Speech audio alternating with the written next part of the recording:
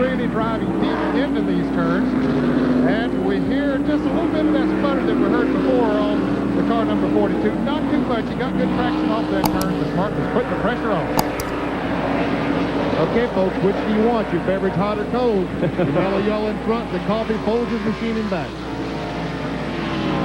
Well, Tom Kendall, you can bet, is going to make that 42 mellow yellow Pontiac as wide as he can possibly make it and try to hold off Mark Martin for 4 more laps. Here they are entering turn number 11 again, and Tom is going to hold that lead as they come off of the corner and head toward the start-finish line. Martin made a much better corner that time. Did not lose the back end. He still lost a couple of car lengths, but last time, as Ned pointed out, lost about 10 car lengths. Don't go away, friends.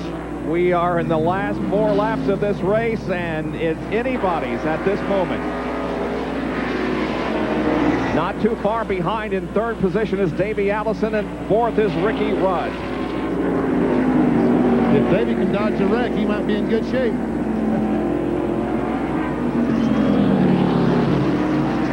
If Tom Kendall goes on to win this race, he will join other drivers who in the 80s won their first career Winston Cup event on a road course. And among them, Tim Richmond, Ricky Rudd, and Bill Elliott. Down through turn number 6 again, headed onto the straightaway. I tell you, he's going to get all the pressure he can stand. Here's Martin now. Yep. Going to try it on the outside. This is the pass we've seen several times. They touch a little bit coming into the turn. Martin drives her in deep and locks the brakes. That won't get it. Well, here he comes. Back him on the outside. He might be able to do it. Oh! Again. Martin spins around and slams into the guardrail on the inside. Wow. Mark Martin has spun, is going to be able to pull away, however. He's going to put one of those tires in the middle of the racetrack, and Bobby Hillin. Okay, here's the replay. Martin coming in on the outside. He touched us a little bit before they got to the turn. Then Martin went wide, locked the right front brake. I thought that would have done away with his situation of being able to pass, but then he got out there and Kendall put the bumper to him.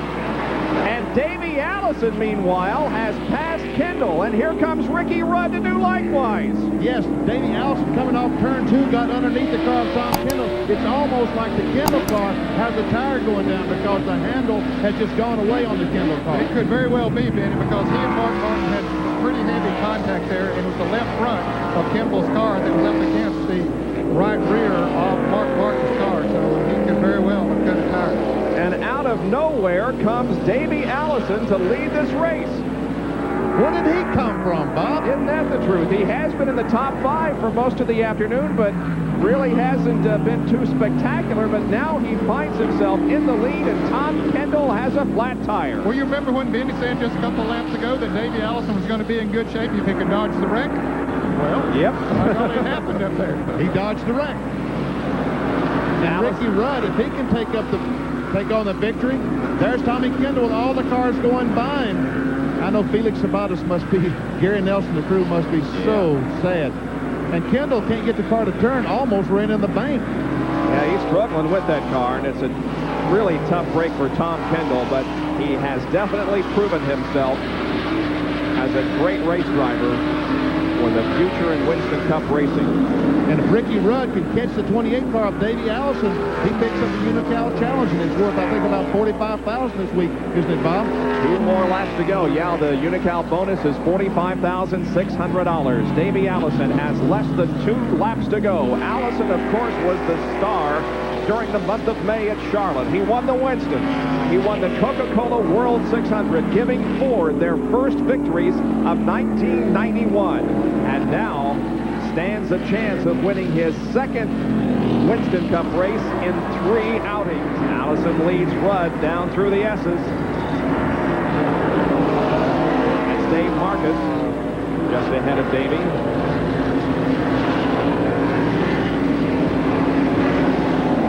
Yeah, this is, Bob, surprise, surprise. A Ford Davey Allison win of a road course. Is this the checker or the white flag? I've lost track. And coming up on the white flag, Benny. Here they are. Rudd is there. 11. Oh, and Davey Allison is spun. Ricky Rudd now has the lead. All kinds of contact here in the last few laps. And the white flag flies for Ricky Rudd.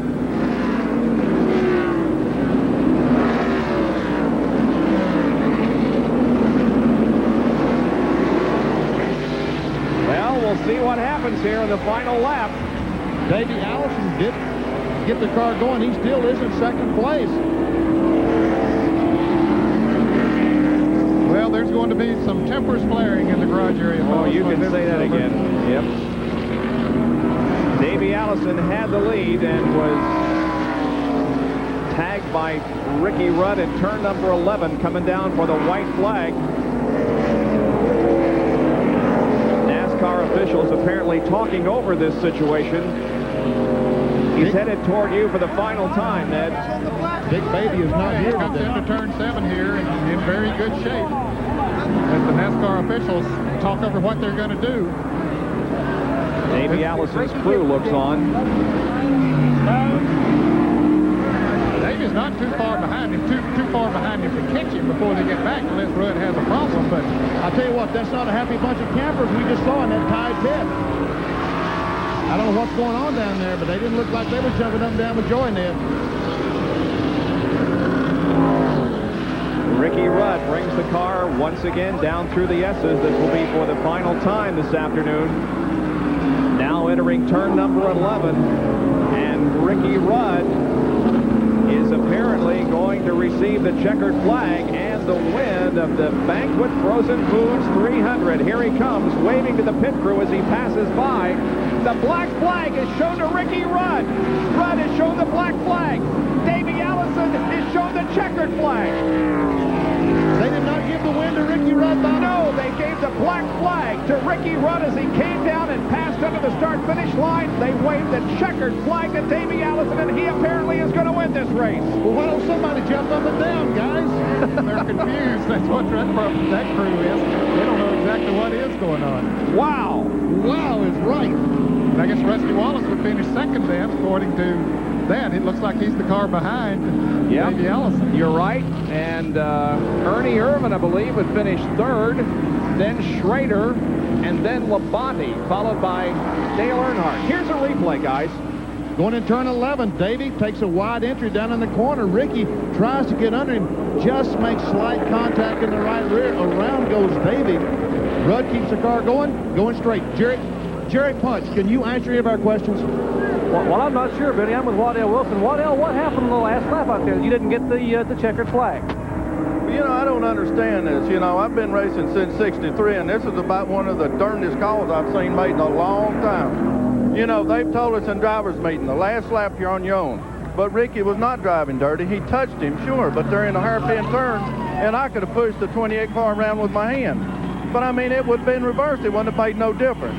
And, you know, these guys are out here trying to win the race, and it comes down to the last lap, and you know, you got to be able to race.